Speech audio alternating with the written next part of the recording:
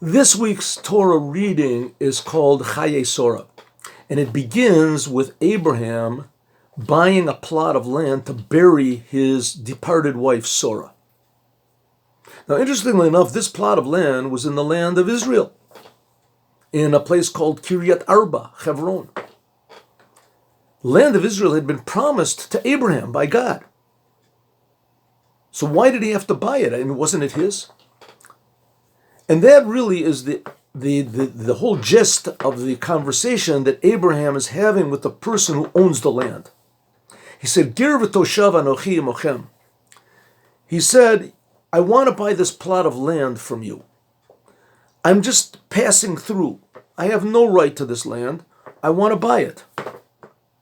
But you should know that if you don't want to sell me the land, then God promised this place to me, and it belongs to me. I'll take it by just rights. So, of course, the question is to ask, that doesn't make any sense. If Abraham really did own the land, then why did he say he was just passing through? He should have said, listen, the land belongs to me. I'm willing to pay you something for your troubles, but you should know it. It's mine. So the answer is, why did Abraham want to buy this plot of land? Because he knew that Adam was buried there, together with his wife. Abraham was called Ivri. The whole entire world was on the other side, and he was on this side. That's what Ivri means, on the other side. So the whole world was against him. But on the other hand, Abraham was called Avraham. Avraham means the father of all mankind. So Abraham, in other words, had an obligation to teach, educate those who were against him to be for him, to realize that he's their father, he's their teacher. And that was happening in this conversation. Abraham was telling this Ephron Hachiti, the owner of the land, he was saying, listen, this land is destined for me.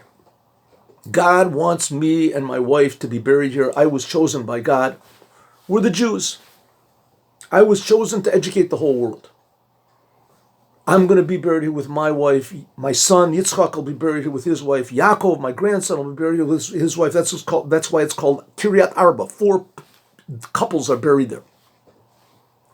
Now, if you want to sell me this land, which is what God wants you to do, then you're doing God's will.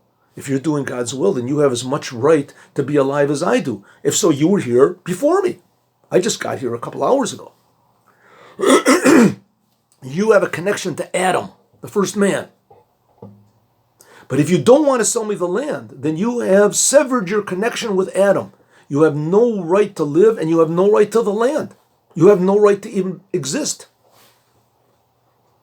And so Abraham was teaching him how you can live a meaningful, an eternal, a real life by doing what the Creator wants. Now, how do we know what the Creator wants? Is that's what the Torah is for. That's what the 7 Noahide commandments are for. And that's exactly what Moshiach will do. Moshiach will educate the whole entire world. He'll finish what Abraham started, and he'll give everyone true, eternal, meaningful, real life in the world, Jew and non-Jew as well. As we say in our Aleinu prayer every day, Yakiru v'yedu kol yeshvei tevel, everyone will recognize God. That's why we need Moshiach now.